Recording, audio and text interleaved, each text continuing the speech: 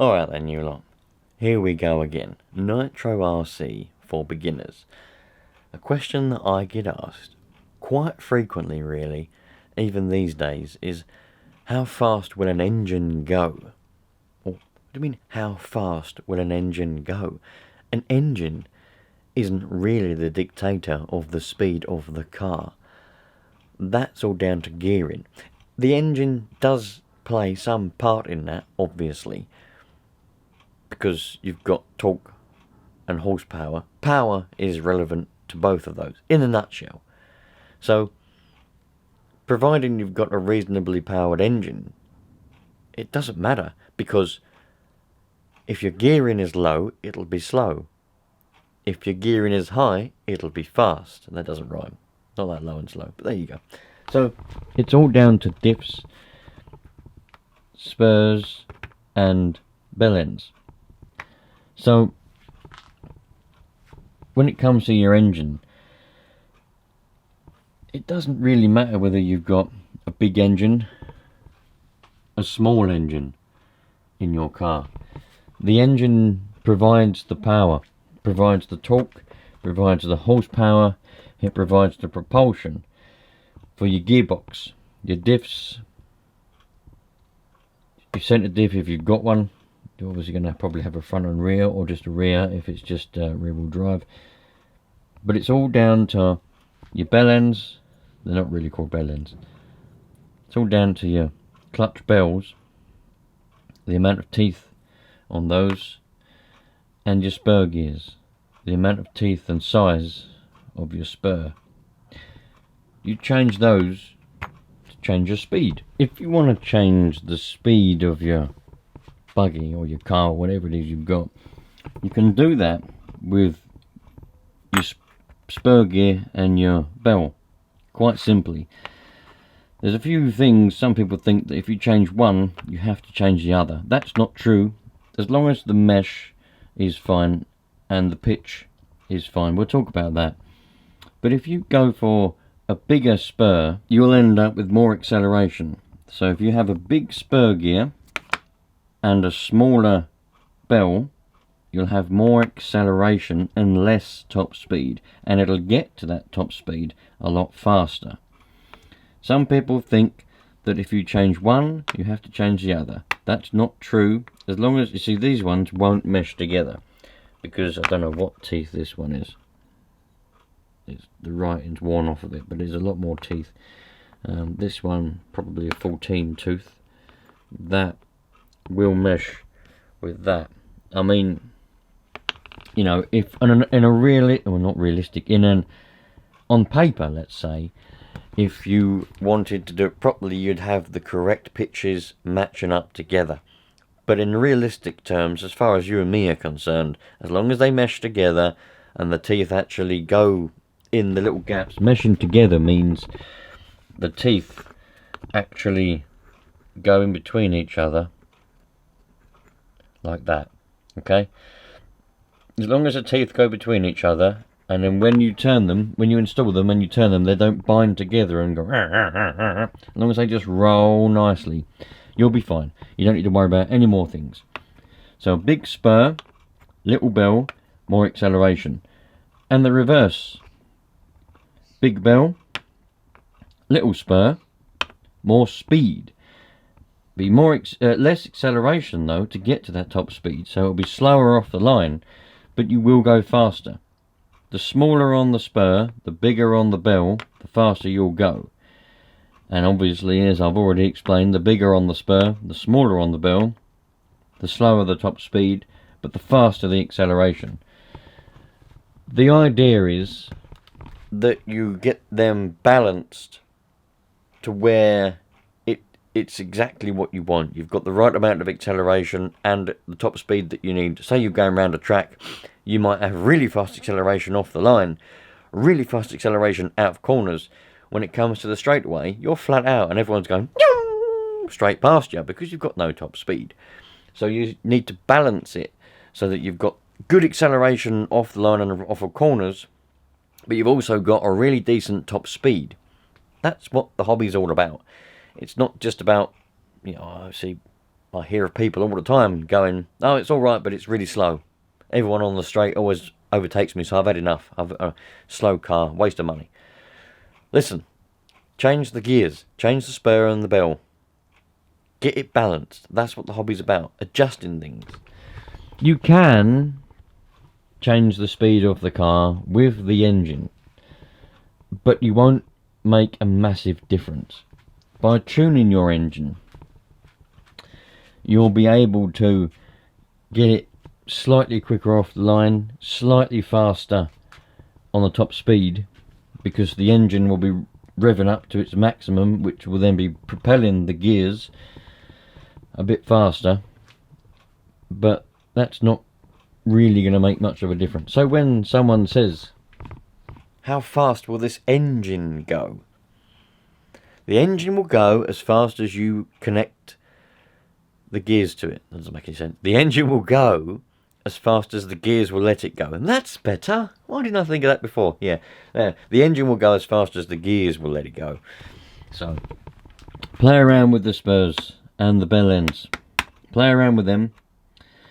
As I said, when you're buying them, you do need to try and make sure that they are going to mesh. Make sure the pitches are fine. I'm not going to go into pitch and ratios and all that, because this is Nitro for beginners. This is a Nitro RC for beginners.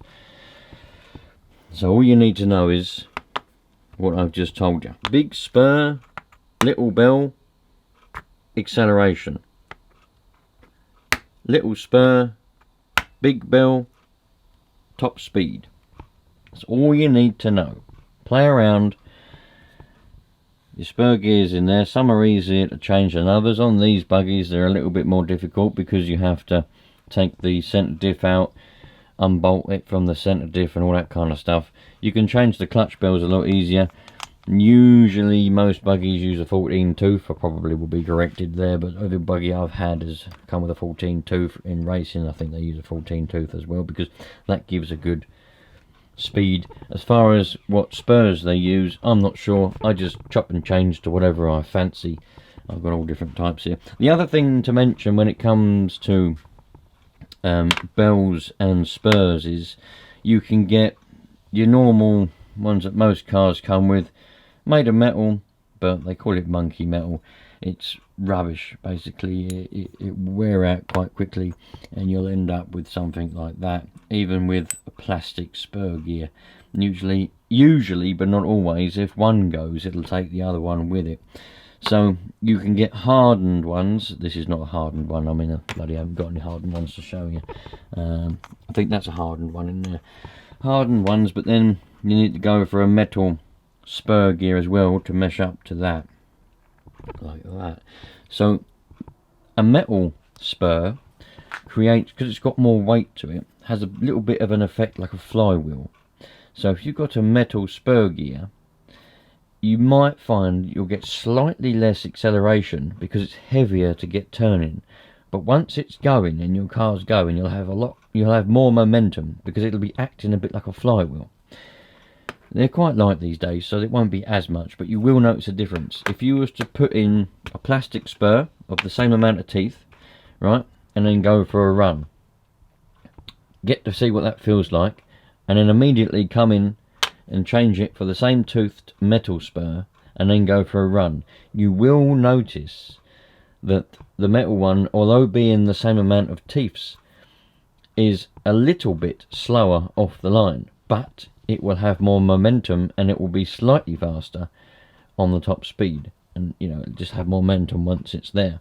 And you'll probably notice that when you come off the throttle, the engine kind of keeps its revs a little bit longer, because this is still trying to go round. It's like a flywheel, whereas the plastic ones, they just kind of lose all their momentum. They just sort of flap around, and your engine will come down to a tick over a lot faster. So there we go. If you want to change the speed of your buggy, your car, your monster truck, they're all exactly the same. And this also applies for electric.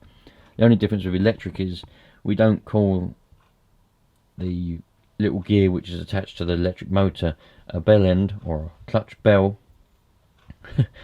We call it a pinion. So you've got pinions and spurs, whereas on Nitro you have clutch bells and spur gears. there we go. Hopefully I've covered that in a way which is basic enough that the novice can understand it, but also with enough information so that we can all understand it, and it'll help you get going. If you've got any questions regarding gearing and speed, just leave a comment and I'll do my best to help you out. I think that's everything covered. Have fun with your Nitro car. Hopefully this little series that I'm slowly adding to when I get topics to talk about is helping you out. I'm having a lot of positive feedback on it so far. A lot of people say I should be charging for this. Listen, are any of you going to pay to be told how to use a Nitro car? Probably not. You just won't buy a Nitro car if you've got to pay to learn how to use it. And I don't want people to not buy Nitro cars. I want people to buy them. So by offering this information for free, I'm helping you keep buying Nitro cars. That's the way I look at it anyway. I probably could be quite wealthy by now if I was to charge for this information, but I don't think anybody would buy it. So there we go. Have a lovely day, you lot. Take care. Play around with your gearing if you want your car to go faster. And I'll catch you on the next one. Take care. All the best. This HPI Savage 25 could be yours. It's a limited edition one. It's got Hobeo wheels with good tyres. You've all seen the videos of it, and it could be yours. For as little as £5, you could buy a ticket and you could win it with one ticket. Or you could spend more than £5, get more tickets and win it then. It was for sale because it was part of that video series where I was going to list all the costs and see how much money I make. But so many people were getting hold of me and saying, I'd love to buy it but I can't afford it, or can you hold it for me because I've got to wait for payday.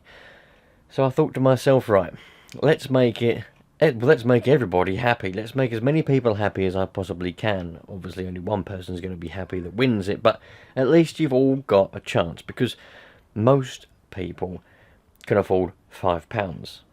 And for 1 week, you'll be able to buy 2 tickets and get 1 for free. If you buy 10 tickets, you'll get 5 tickets for free for the first week of this raffle. The raffle is going to last for 3 weeks. There you go. The postage is open to the UK mainland. You can enter if you're anywhere else in the world, but postage won't be free. That will be subject to negotiation between you and me after you've won. If you want to win it, it could be yours for as little as £5, or as much as you want to spend.